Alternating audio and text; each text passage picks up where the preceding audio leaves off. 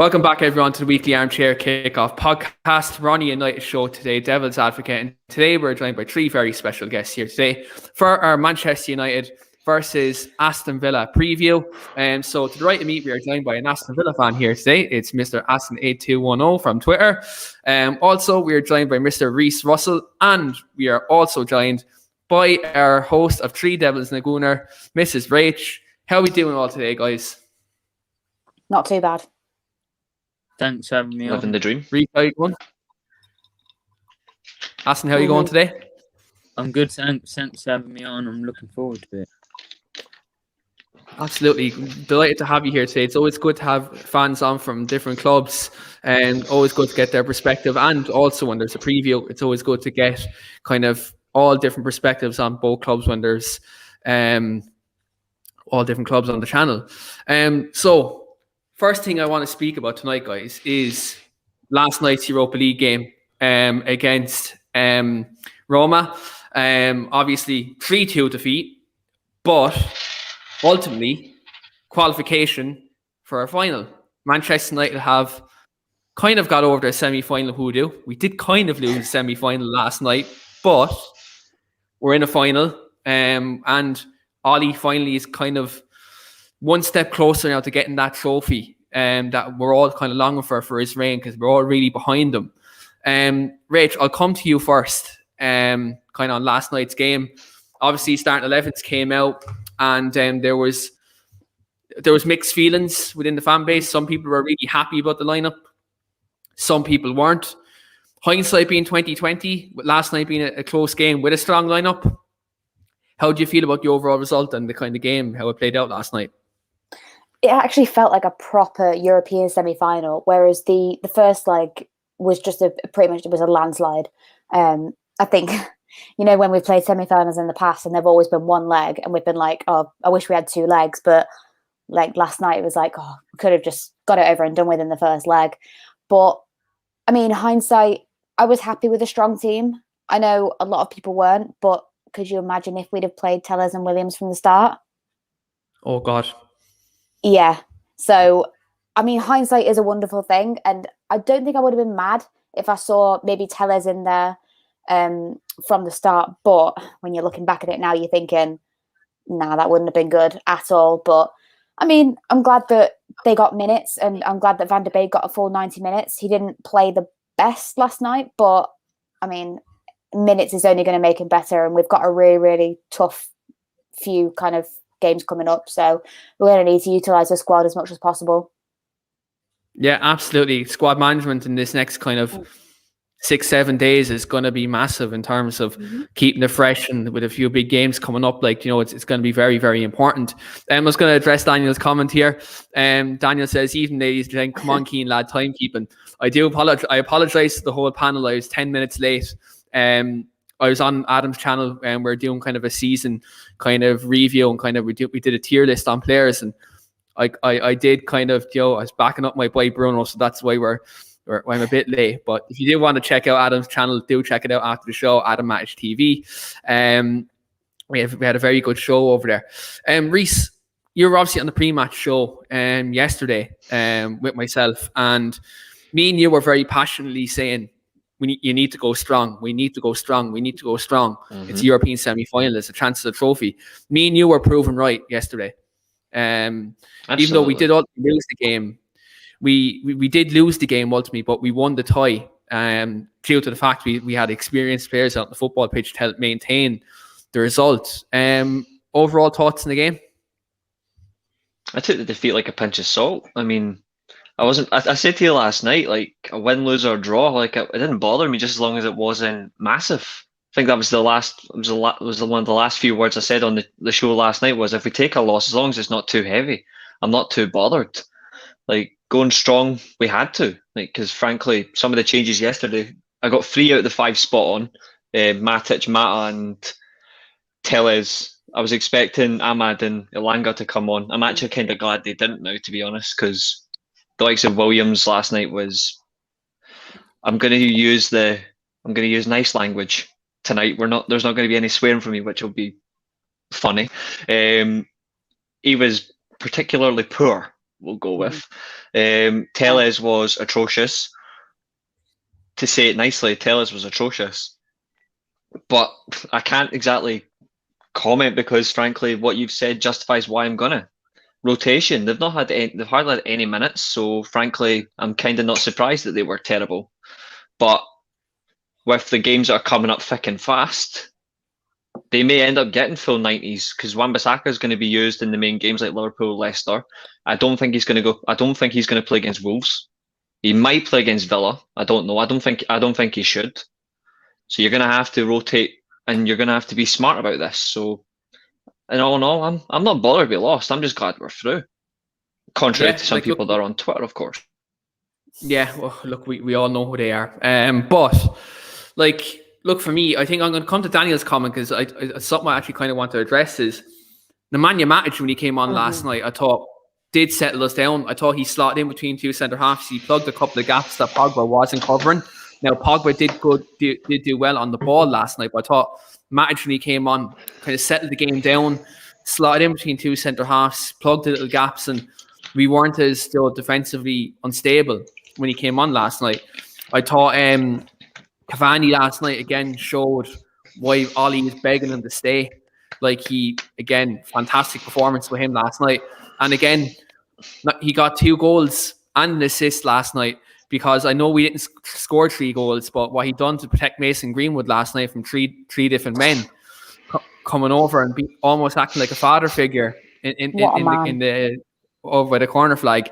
Even though we only scored 2 goals last night, I'm just saying it now. The comments might shoot me down for this, but for me, Cavani gets 2 goals and assists, and now man of the match for that as well, just off the basis that he protected our star boy as well. Even though I think Pellegrini. Told you I wasn't surprised by those 3. I told you I wasn't surprised by those 3 starting Bruno, Pogba, and Cavani. It proved me right again. I'm sick of being proven right in this team. I'm sick of it. Oh, stop. Aston, kind of come to yourself. Obviously, you're looking from this from an Aston Villa point of view. You would have been watching this game kind of with an eye towards Sunday. What did you make of Man United's performance over the 2 legs against Roma, and kind of what were you worried about any particular threats kind of coming into Sunday's game? Well, I was surprised how you just tore him apart last week. He was brilliant last week. Bruno, I'm a big fan of Bruno. Bruno, Pogba, Cavani, Greenwood, they're all dangerous. So probably them 3, Bruno, Pogba, Cavani, I don't want to play. Hopefully he's resting on for Thursday. But I think Ollie's made good progress. He's doing a good job there. So yes. Do you know what? I'm just going to give you a round of applause there, just because a rival fan is saying that Ole Gunnar Solskjaer is making progress. There's many Manchester United fans out there who think otherwise. Most of the fan base, pretty much. Wherever you look on Twitter, there's always someone saying he's not won a trophy, he's not qualified, he's a BTEC manager, and it's like, just fuck off. With all due respect. If he's a BTEC, what's Arteta? I don't think we should go there. I think it's a bit of a sore subject. I wasn't going to twist the knife in because we do have Arsenal fans on our channel, so I'm not going to twist the knife in.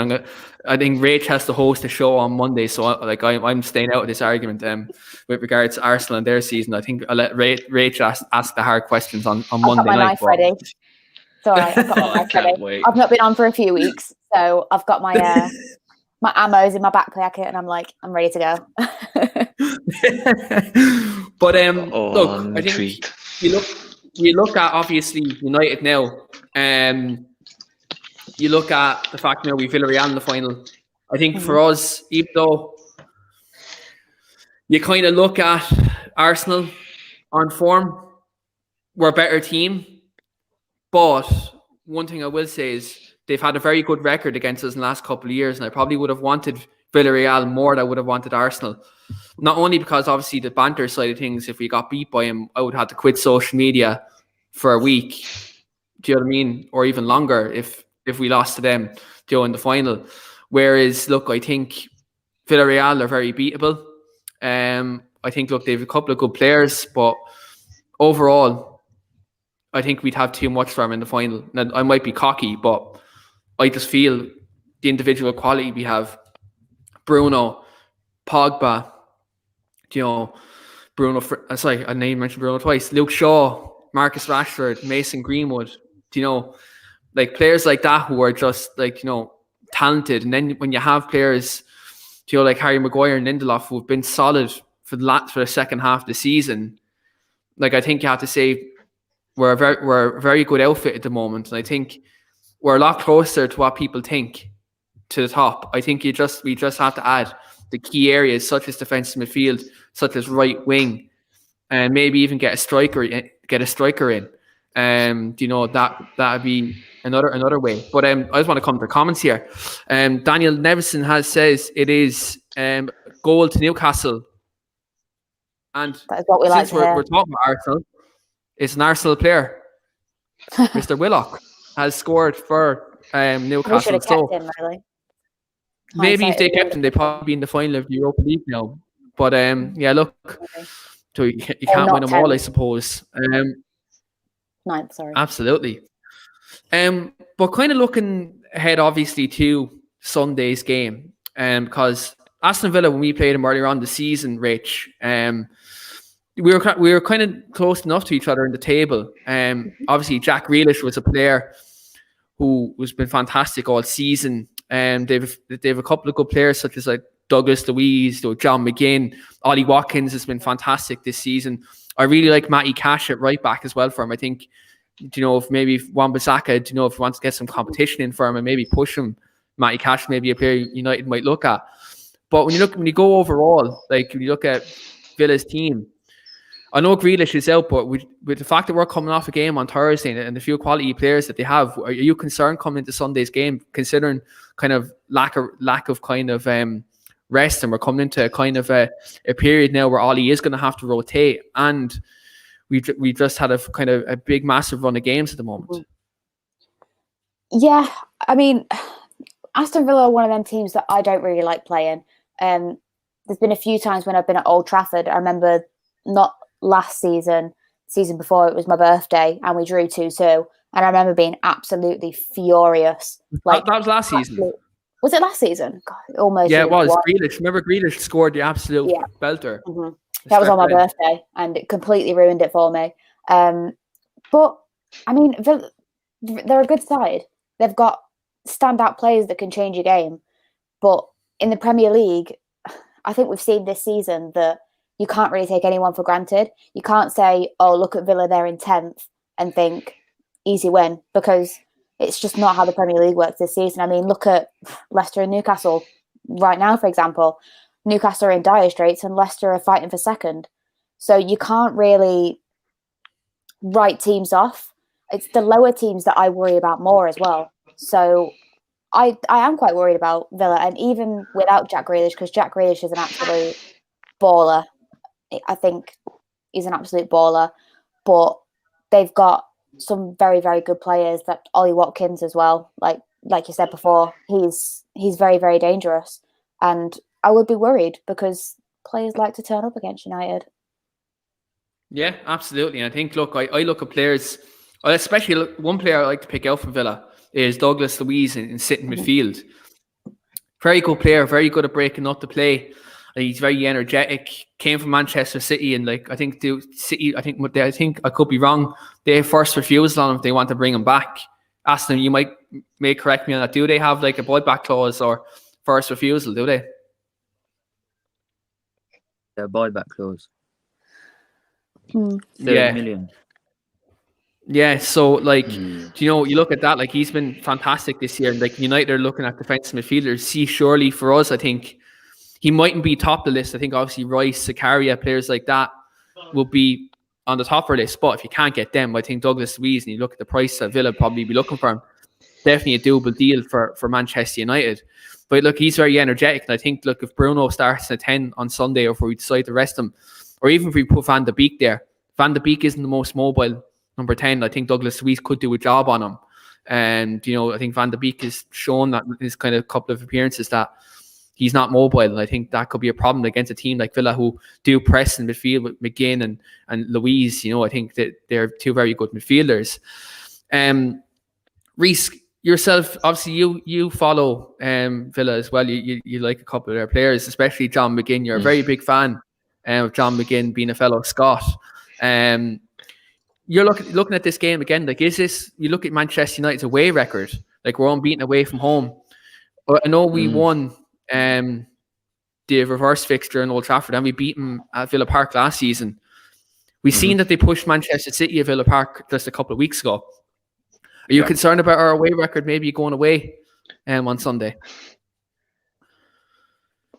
To be honest, I actually am. I've said it a few times to a few people. I don't see this record getting beaten by a big team. It's going to be beaten by the likes of Villa or Southampton or something like that. It's going to be a team you wouldn't expect. Someone who, like, it's just a hard-working team, like a team that puts in a shift. Villa have got that. Like, they've got a few players out. I mean, Jack Grealish being the obvious one, that's a big loss. But they've proven that they're not a one-player team. Yes, they were last season. Like, they've relied on Grealish to stay up. This season, they barely have had to rely on him at all. Like, they've done really well. Like, they're changing the system.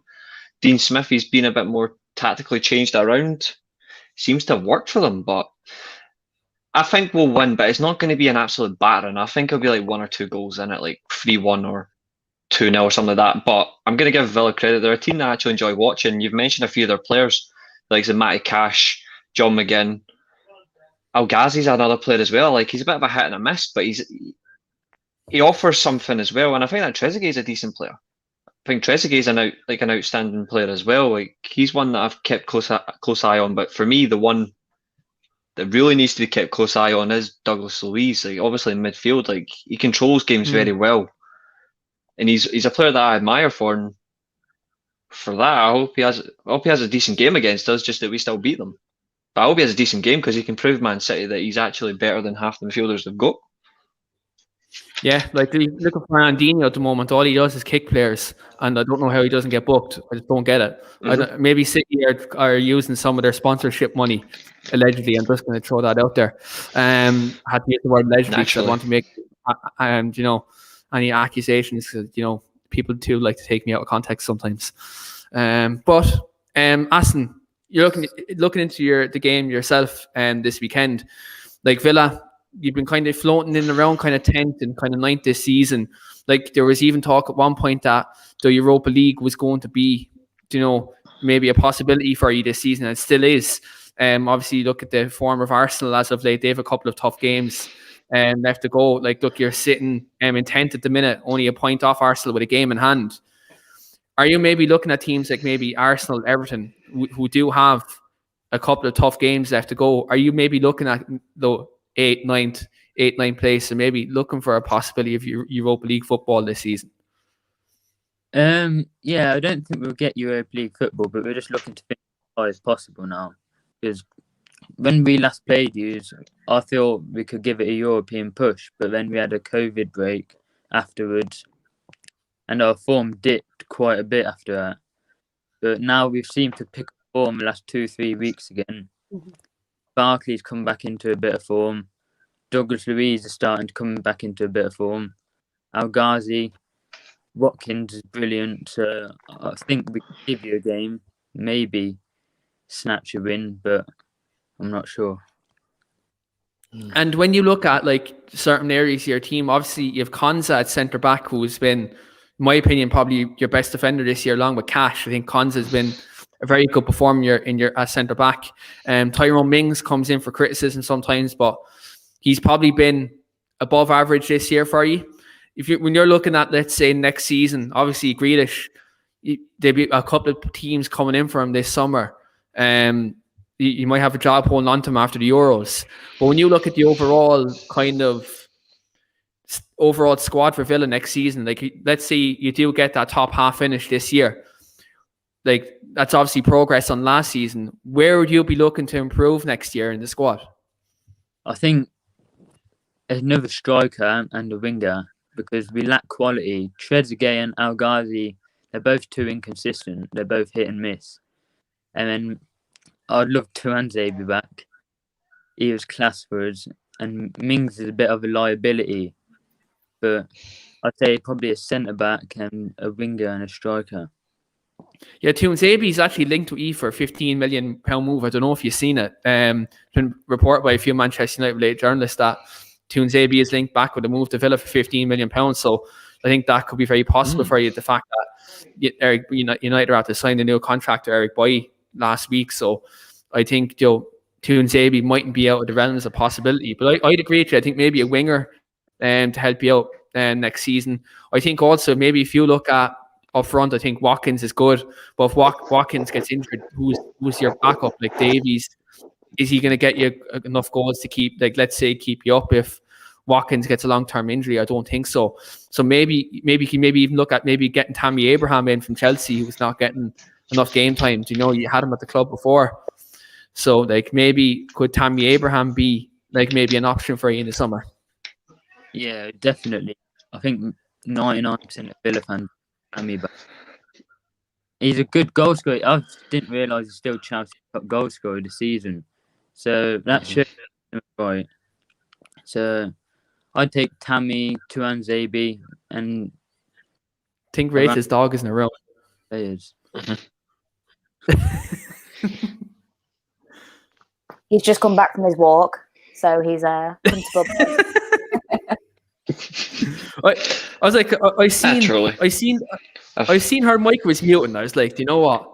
That's definitely her dog. That's definitely her dog. I know. Anyone who has seen. Yeah, he'll just start making noise and. Newcastle have just scored again. Fuck off. We're going to the King Power Stadium. Jeff Shreves has just told us in the form of Daniel Leverson. It's now 2-0 to Newcastle. Brilliant. Keep it going. No, that's what we like. But, that's what they get for celebrating that FA Cup semi-final like they won the damn competition. Clowns. Yeah.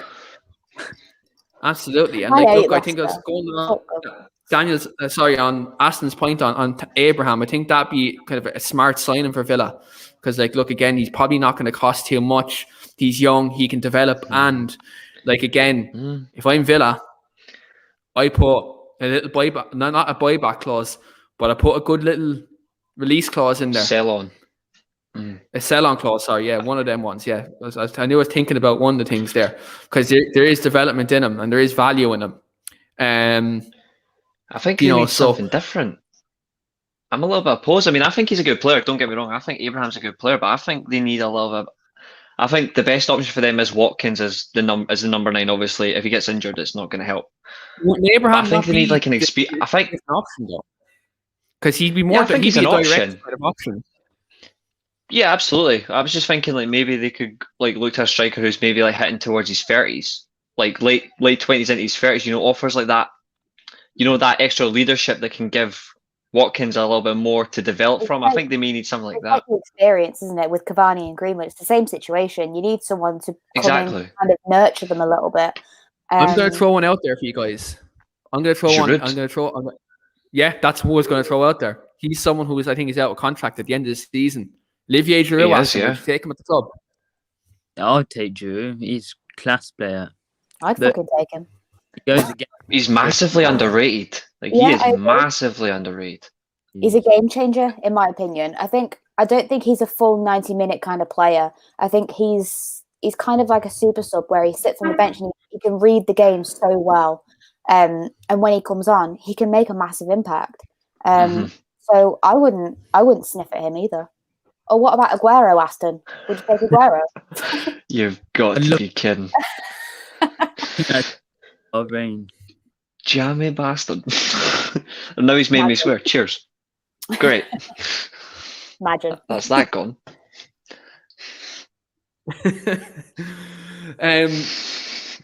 Got a message off my barber saying, what do you think about United this Sunday? Literally, I'm on the preview. I'm going to send them the YouTube link now and I'll tell them my thoughts. I think it would be a great. I think it'd be a great shout for Villa, especially if they were to get him like on a free. The only thing is he would command a little bit of wages, like he would be a little bit expensive. But frankly, it's the same with like most players. If you've got a little bit of money there to spend, bloody use it wisely. And the smartest option is you get some experience in that team, and it's not just the same for you up front. I think you need a bit of an experience in midfield.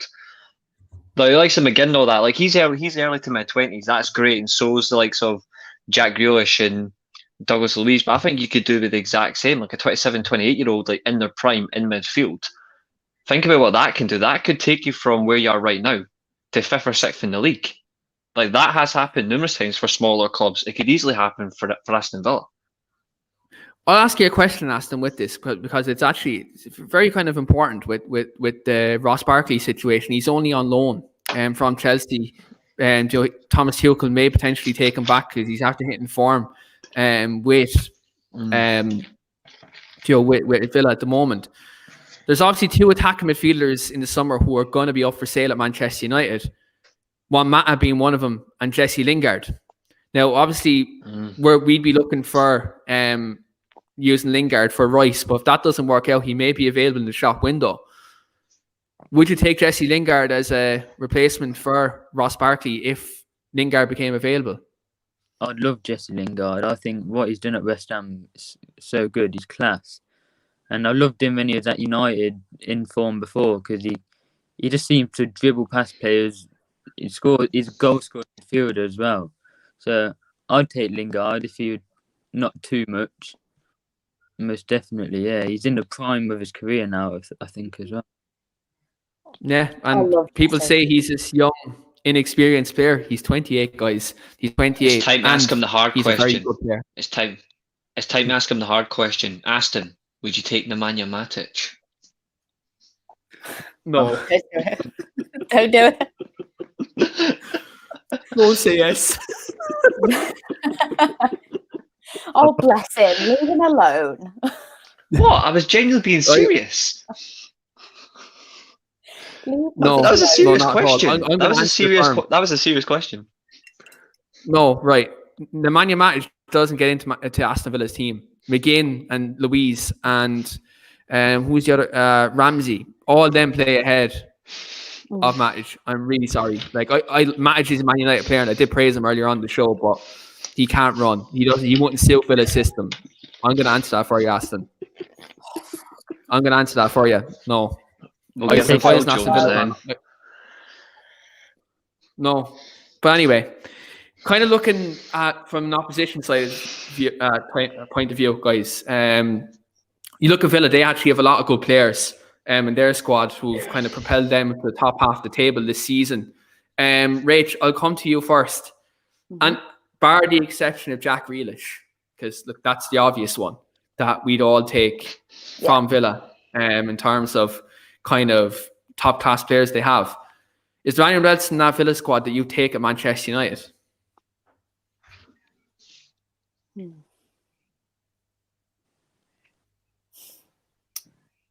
Goalkeeper? Can I say that? Emi Martinez, yeah, he's a very good goalkeeper. I mean, yeah, he's class. I'd be inclined to say Ollie Watkins as well. I wouldn't mind him either. Yeah, he'd be a good option up front as well. He's a very good player. And he's young as well. Yeah. Matty Cash as well, I think he could be, because I think the main thing in United is competition for places, which is what I absolutely thrive upon, because you've seen it with Shaw this season. As soon as Tellers came in, Shaw's performances went up massively, and that is down to Ollie's man management as well. I'm not taking anything away from that, because he's been on the up for a while now, and after that horrific leg break that he had, it's so nice to see Shaw actually performing as one of the best left backs in Europe, in European football. I do think Aaron Wan-Bissaka, the best left back in Europe. Sorry, the best. I do think Aaron Wan-Bissaka has got very complacent, in my opinion, because there's no competition for him. I mean, yes, you do have Williams, but Williams hasn't been getting a sniff. And you saw last night that he was really poor, and that's through no fault of his own, because he just hasn't got the minutes. So how are you supposed to put up good performances without getting minutes and getting on the pitch with the team? It's Aaron Wan-Bissaka or it's nothing. That's basically it. Or sometimes Twente plays there, which isn't that bad, but he's not an out-and-out right back. We need an out-and-out right back to challenge Wan-Bissaka, because Aaron Wan-Bissaka is absolutely fantastic at one-on-one tackles. He's absolutely amazing at defending. He just can't really get forward a lot. His crossing needs a lot of improvement. But I think bringing someone like Matty Cash in could spur him on. So you never know. But yeah, those are the three that I'd potentially take. And obviously Jack Grealish as well, because why not? Chuck him in. Imagine, I'd just love to see, imagine Jack Grealish at the Stretford end on United's left-hand side with them tiny little shin guards. He just looks like a United player, in my opinion. Like, no offense, sorry, he Aston. does, don't he? I'm sorry, but he oozes the United. He's an arrogant little shit. Yeah, exactly. And you need to be. But that's what you need to be a Man United player, though. Like, yeah, that's what you need to be a Man United player. You need to have that arrogance, that swagger, that quality. Exactly. And Jack Grealish has all that. Now, look, me being Irish, right? I should not be saying this because it's well documented what happened there. Like Jack Grealish is top quality, and it's obviously a player I'd love at United. But when I look at Villa's squad, who could potentially improve our squad, there's a couple of players. I'm full agreement, Rach. Right back, Matty Cash for me. I think again he'd push Wan-Bissaka to his limit. I think he's very good attacking right back, and he can defend as well. And the thing about Cash as well is, like, he's still young as well. Like, he's 24, 25. So like he still has his best years kind of ahead of him as well.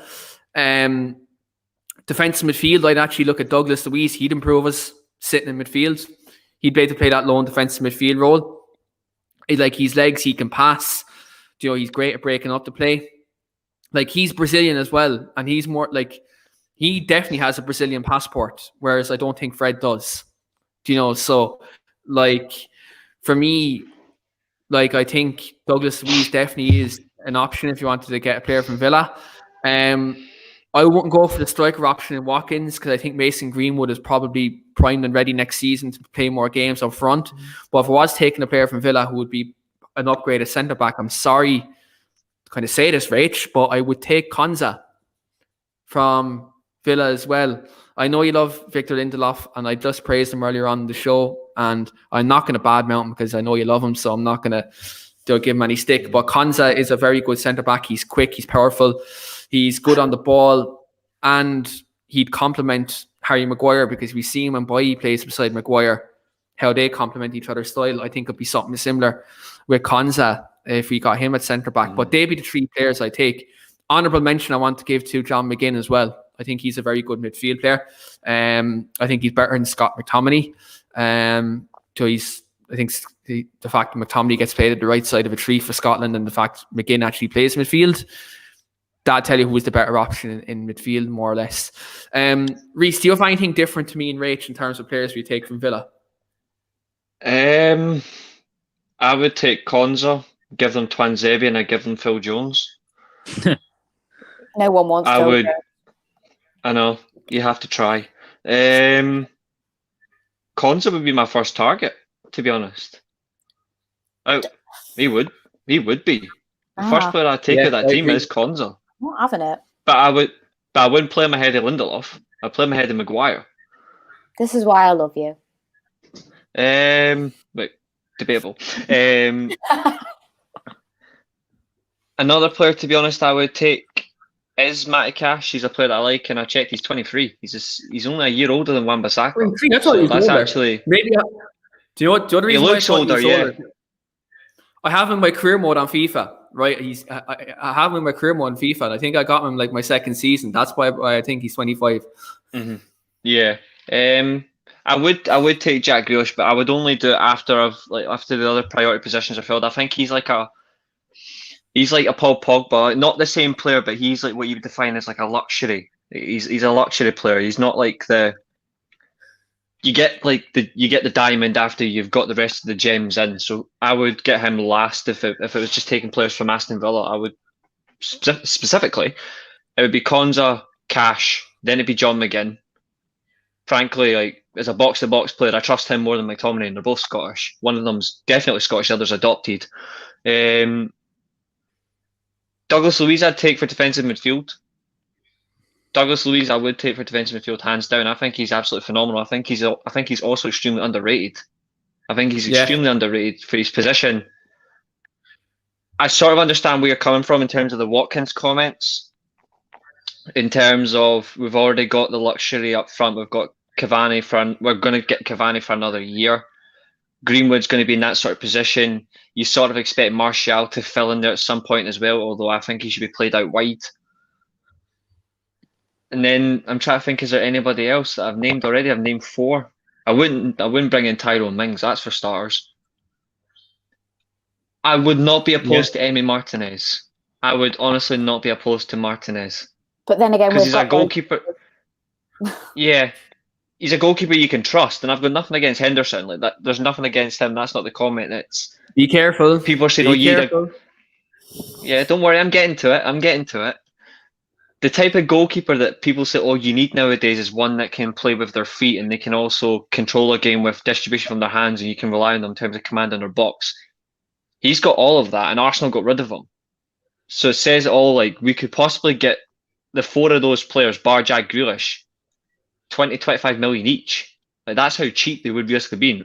Aston will probably agree with me. The only one to be mostly the expensive one is either Konza due to his age and he's playing at centre back, and centre backs are in prime demand at the moment, or Jack Grealish. They're the only ones that are going to be the costly ones. I don't think Villa would let him go for that cheap.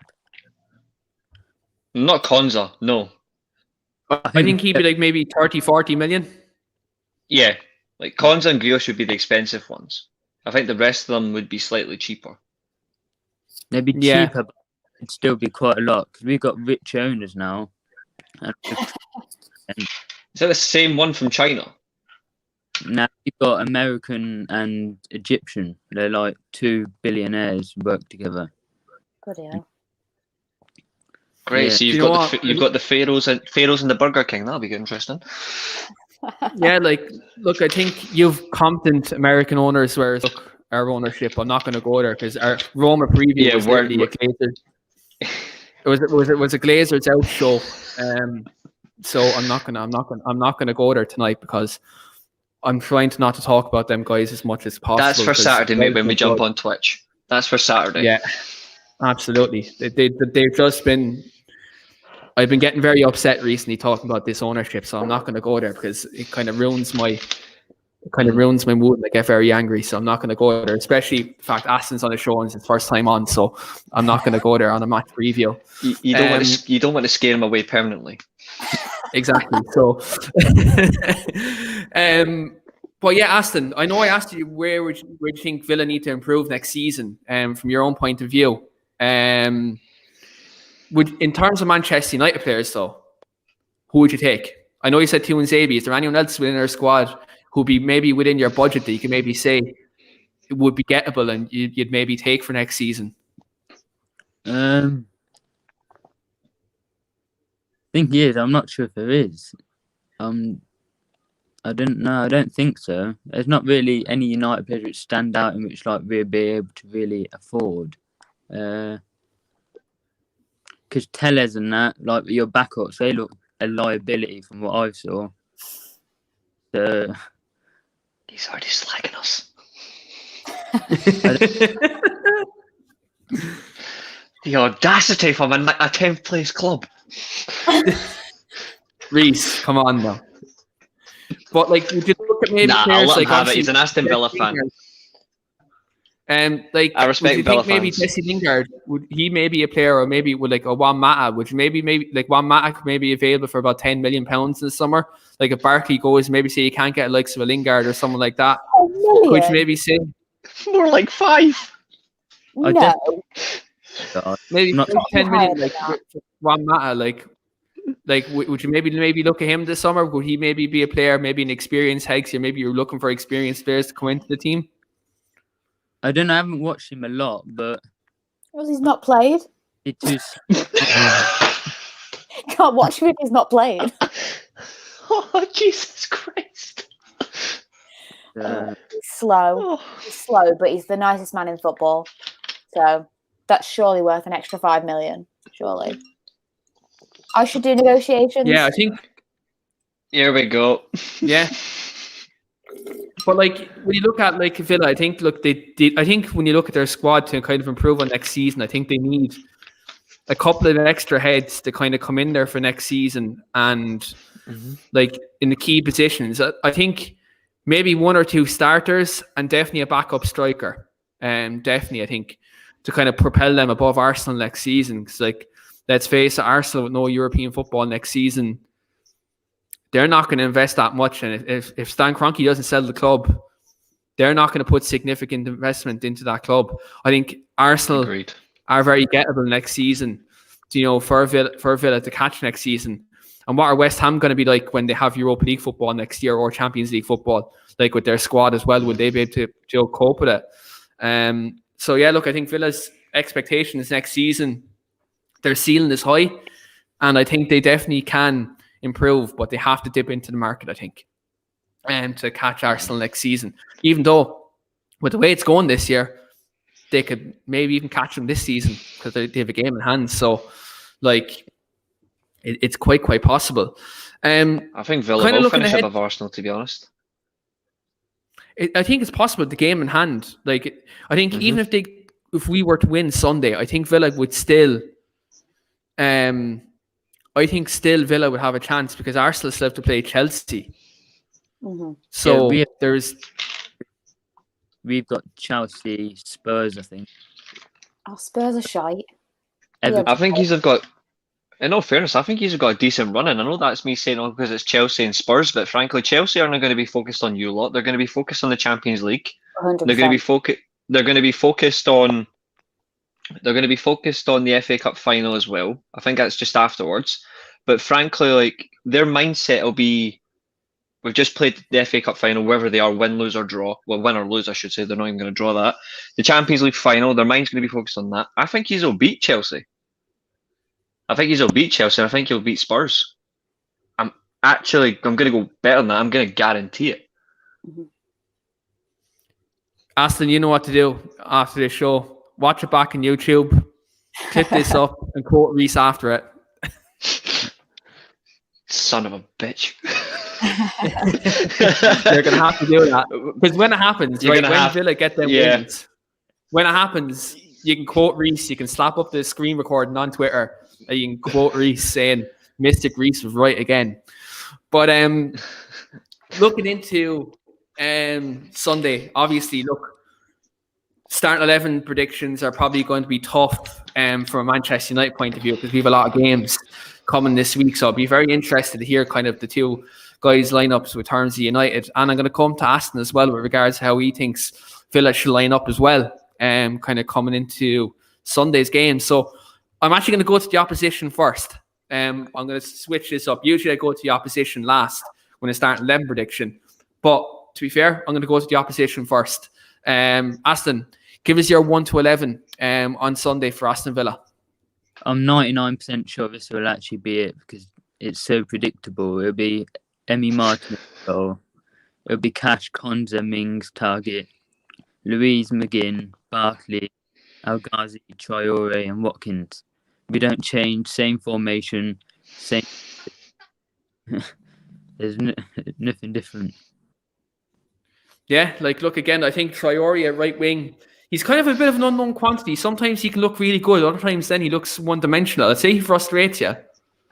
Yeah, he's frustrating, but when he's on form, he looks brilliant. So I think first season in the Premier League, I would take that with a good return.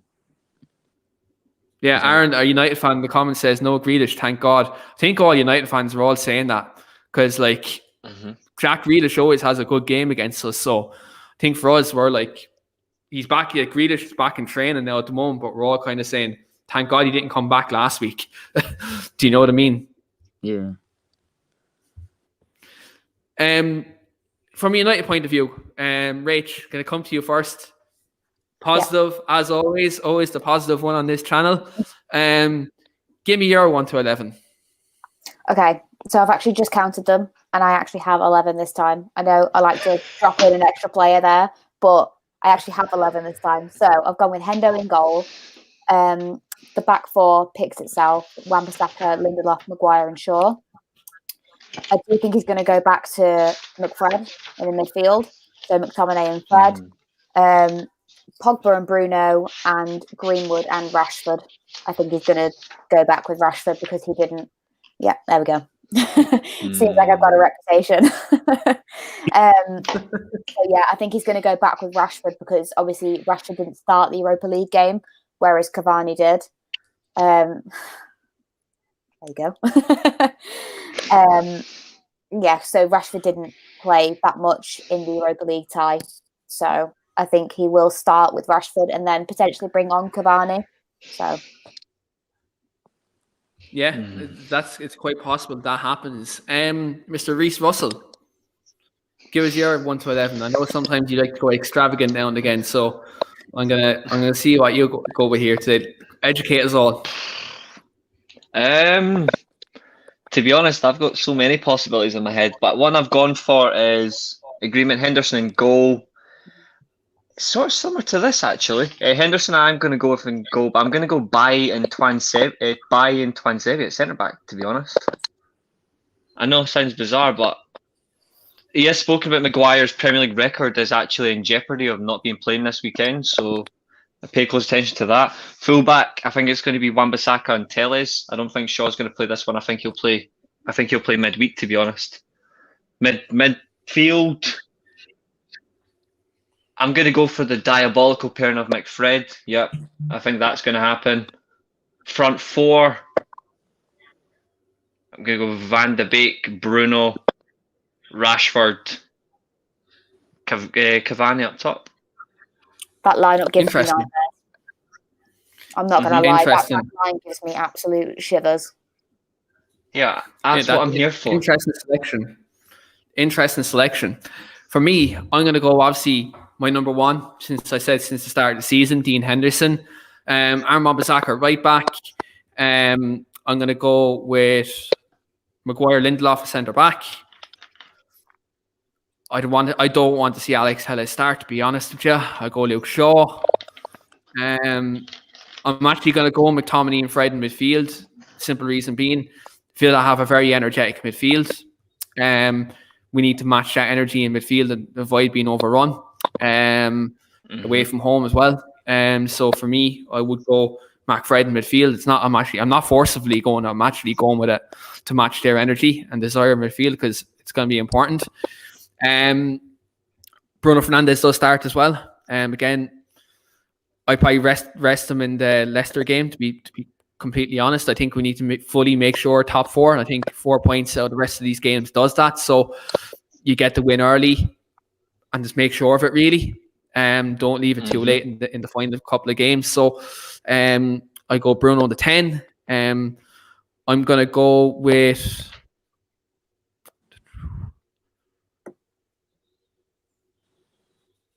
I kind of want to go Greenwood up front, but Dan James is out as well, so there is a possibility he might play up front. So I'm going to go Rashford off the right, Pogba off the left. I'll go Greenwood up top, because again, you need to manage Cavani. I think you need to kind of manage him. Actually, knows what? Squash that. Actually. Greenwood played the majority of the game on yesterday. So I think Cavani actually may start up front. Actually, I go with the other rest of them. I'll go Rashford on the right, Bruno in the middle, Pogba on the left, and then I'll go Cavani up top, and then obviously take him off at about the 60, 78 minute mark. For Greenwood. I think Greenwood did play the majority of the game. And I think if you're going to rest Cavani, you don't rest him against Liverpool because they're centre-backs. Kabak and Phillips, Cavani will give them nightmares. So I think you rest him against Leicester and maybe start Martial or Greenwood against Leicester if Martial is back. But I would go Cavani because Mings and Konza, very two physical centre-backs. Greenwood could potentially get bullied by him. So I would go Cavani up front for his movement, make space for others, and Bruno We just need him to provide the goods. Pogba as well. Thing about this is, I think Douglas Luiz will probably man mark Bruno, kind of similar to what Calvin Phillips done at Ellen Road kind of a couple of weeks ago. I can see Douglas Luiz maybe doing a similar job. So I think it's very important that Paul Pogba kind of drifts into them areas and Marcus Rashford makes them runs as well to make it that bit harder for Villa to kind of play that way, to man mark Bruno, because I could see it happening that they take that similar approach, because Calvin Phillips done it very well to Bruno Fernandes at Ellen Road and there last week or the week before. So look, I think you do have to play the big guns and let's get the win, and then literally rotation starts then. You get the win Sunday, and then that's when the rotation starts, because then you only need 1 point from like 4 games. We've Do you know been what I in that mean? situation before, though. I only see Bruno not playing 2 of the remaining games. I don't think he's going to play against Leicester. I don't think he's going to play against Wolves. Yeah. I think you won't see Bruno, Pogba, or Cavani for those 3 games. You need to make sure of this. Like, you need to make absolutely sure top 4. Like, we've seen the Champions League situation now. You have an X amount of games left to play, and granted, right? Look, we're playing against lesser teams. Like, we had Leipzig and PSG to play in the last 2 games. All we needed was a point, and we didn't get them. Whereas, like, you look at this situation, we have Villa, and then we have Leicester. Like, Leicester are losing tonight. They could be on a bit of a downward spiral. Dare I say, could they bottle it again like they did last season? Bottle top 4 again. Still very possible. So I think for me, I think it's just very important you win Sunday and then you put that marker down and basically say, look, you have 4 games left, get a point, and you finish in the top 4. Because again, like the likes of Chelsea and all that, they still have to play tough teams. Chelsea have to play Villa, they have to play Arsenal. I think Leicester have to play Spurs as well. Chelsea have to play Man City on the weekend. So, look, with the way the top 4 race is going, West Ham are also in there.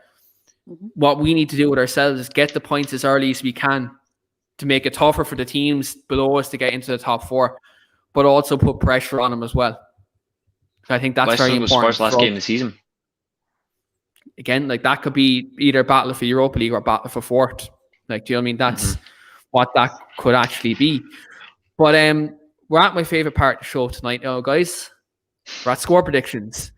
Amy McNamara is in the comments, so I'm expecting her score prediction and the Bruno brace at any point now. So we're going to get, if we could do the old countdown on the screen, we will. I think it's like a 30-second countdown. I nearly throw it up on the screen just waiting for Amy's Bruno brace to come in. But I'll come to the whole panel with regards to their score predictions for Sunday. I'm going to go around the table to the Man United fans first. Reece, hit us your score prediction for Sunday. Well, I was just joshing you about the starting lineups. I think we're going to go full strength, no rotation. I think we're going to win 2-1. 2-1. Okay. Do you have any particular scores? Konza scored a header from a corner, and we'll score 2 penalties. Oh no! Dean Smith will be going off his head because he went off his head last season about us getting penalties. So yeah, that's exactly why I'm going for it. Love it. Rachel, what's your score prediction? I'm going to go 3-1. I'm going to go Greenwood, Rashford, and Pogba to score with no penalties. So yeah, no penalties. No penalties. Greenwood, Rashford, and Pogba. No penalties. Aston, you feeling confident coming into Sunday? Yeah, I'm feeling confident. I'm hoping he's rested a couple, but I'm going to go 2-2. Ollie Watkins brace. Oh, I can't take another fucking 2-2. As long as there's no penalties scored, I'm happy. We love a good I genuinely see it coming. Yeah, it is possible. Maybe Tyrone Mings gives away a penalty. We never know. I'm actually going to go 3-1 United as well. I'm going to go 3-1. I'm going to go with Cavani to get on the score sheet and continue that fantastic form that he is on at the moment. And all I'm going to say to you is, Edison, I know you probably do not watch this podcast. I know you probably don't even know who I am, but I love you and sign the fucking contract. That's all I'm going to say to you. I fucking love you, man. Sign the contract. I want to sing, give it to Eddie Cavani in the Stretford End next season. Absolutely pissed drunk. So let's do this. Sign the contract. Feel the love from the Stretford End. Feel the love from the Man United fans. Let's do this. Just put it on the table. Give him what he wants. Doesn't matter. There's no limit. Just get it on the table. Just let him sign. I don't care. If he takes 400 grand, I don't care. You sound like Rio Ferdinand when he said give.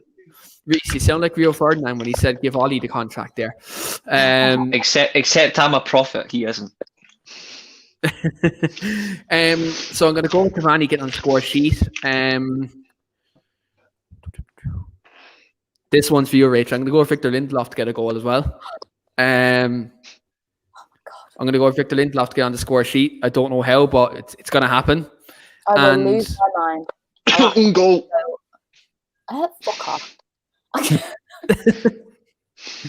I'll go Lindelof to score. I'm sorry, Aston. I'm going to have to say this, but Bruno Fernandes is going to score a penalty on Sunday. No.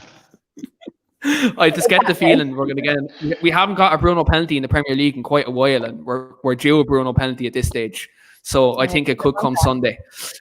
And I'm actually going to go Ollie Watkins as well to score for Villa. I'm always saying that because I have him in my fantasy football. I've had him in there the last couple of weeks. So I'll go Ollie Watkins. I need to make changes. I've got Martinez. Shit, do I have him in goal as well? I've got him in goal as well. I think I have Martinez in goal as well. And we can't make a change because the Premier League game is on right now. Let me check. Guys. We are fucked. I'm just seeing who I have in goal right now. Martinez in goal. I should put Patricio in goal. So do I. I'm pretty sure I still have Jack Grealish in. I haven't looked at it in like weeks. I think Martinez is the only Villa player I've got because I took Grealish out like ages ago. I have 2 Villa players. I have Martinez in goal and on my bench because I needed a cheap striker. And actually, no, I have Ollie Watkins. Well, I have 3 Villa players actually. Ollie Watkins there, and also I have Davis. I have him on my bench. And he's picked Watkins to score, folks. But look, I have Luke Shaw there, so hopefully you can get an assist on the weekend. And what other Man United players to have him there? I have Bruno Fernandes and Paul Pogba as well. I've got Lindelof. See if I can remember my 3 Man United players. I've got Lindelof, Pogba, and Bruno. Yeah, I Shaw, Pogba, and Bruno. Aston, do you have any fantasy football team going there? Yeah, I think I have Bruno in it, but I refuse to put Villa players in it because every time I put them in, they do awful. So I do that as well. Lads, the fact Man United are playing 3 games in this game week, right?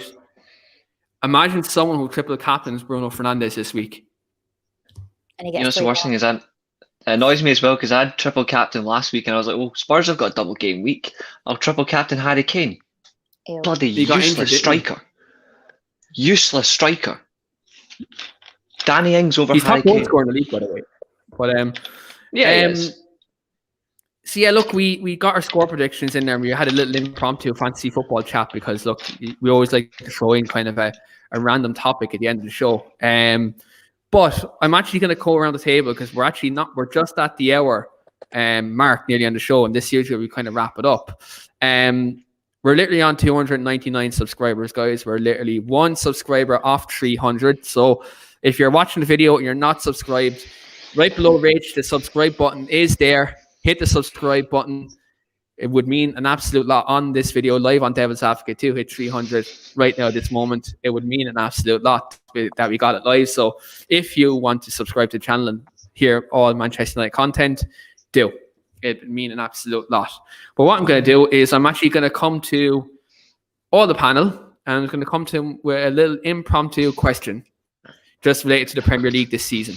It's nothing to do with your respective club. I'm going to ask it's 2 questions in one, basically. Premier League Player of the Year this season and Young Player of the Year this season. Aston, coming to you first. Your Premier League player, young player of the season, firstly, and then player of the season. Well, Premier League player of the year, I'd say probably Ruben Diaz. He's been great for Man City. He's changed them and stopped them conceding goals. And does he still count as a young player of the year? I'm not sure. Yes. He's only 20. He's 23, so he's in the category, yeah.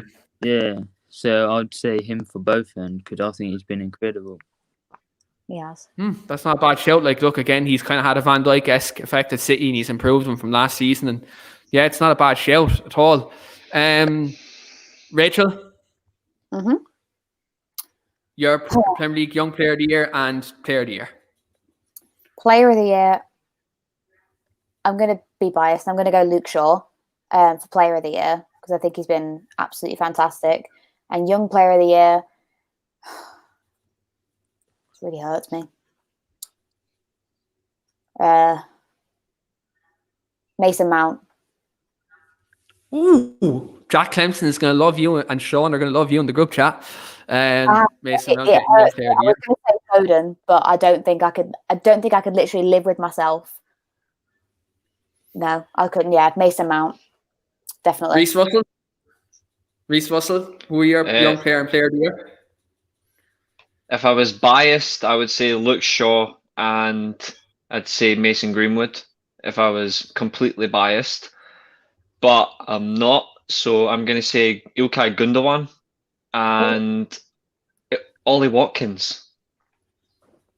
Yeah, he still qualifies as Young Player of the Year as well. That's not a bad shout either. Yeah, fuck Phil Foden and fuck Mason Mount. Like they're not getting that for me. They're not getting their 15 seconds of fame for me.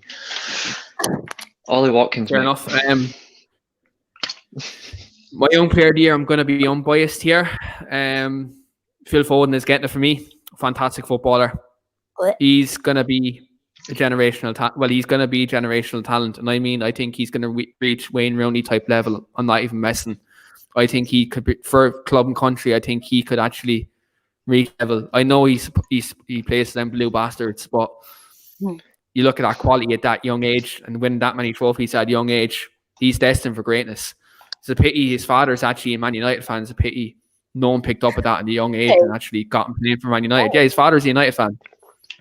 Jeez, I didn't know that. It's just a shame that Phil Foden didn't come to the red side of Manchester. But yeah, how did he fail his son? We won't go there. We're not going to get personal, Reece.